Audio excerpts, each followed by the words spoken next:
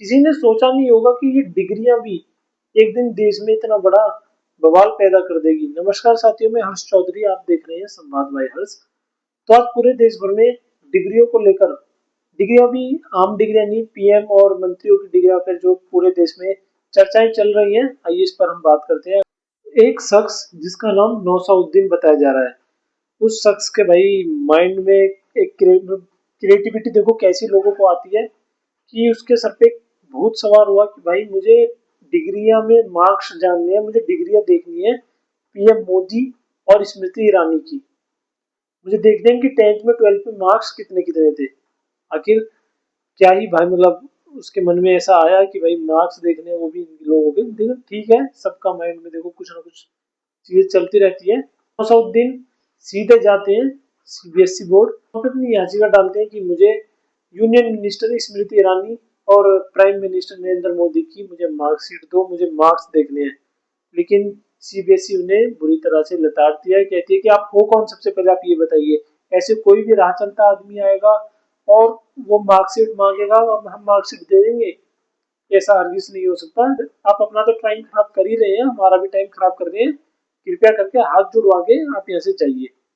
लेकिन नौशाउद्दीन भाई जो है वो मानते नहीं, वो फिर सीधा जाते हैं सीआईसी और वहां पे जाके वो सेम यही याचिका दायर करते हैं कि भैया मुझे जो है ऐसे ऐसे उनके मार्क्स देखने हैं, स्मृति ईरानी और नरेंद्र मोदी की, इनकी 10th और 12th की मुझे मार्कशीट दिखाओ, तो बात खत्म।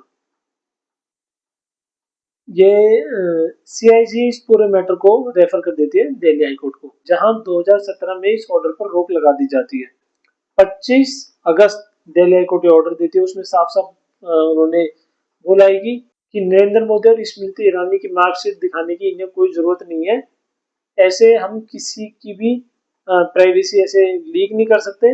और उन्होंने बोला कि भाई पहले तो एक बात बता, तुझे करना क्या है। उन्होंने भी सेम सीबीएसई वाला वो सवाल पूछा कि क्या ही करोगे, ये जानकर उनके कितने कितने मार्क्स आए थे, क्या काम है आपको, सबसे पहले आप हमें ये बताइए कि क्या काम है, क्या आपको करना है, क्यों आप ये सब चीजों की डिमांड कर रहे हैं। तो करना क्या है, बेसिकली आप ये बताइए कि आपको किसी के मार्क्स से जानना क्या है। अगर आपके मन में गलत फहमी हो कि किसी के मार्क्स से यह जज होता है कि वो पॉलिटिक्स में जाना चाहिए या उसको उसको इस पद का चुनाव लड़ना चाहिए, या ये डिपेंड करता है कि जिसके जितने मार्क्स हैं उसको उसके पद के हिसाब से पॉलिटिक्स में रखा जाता है, या जो आपके माइंड में बातें चल रही है वो सब बातें आप, तो ये सब बेकार की बातें हैं।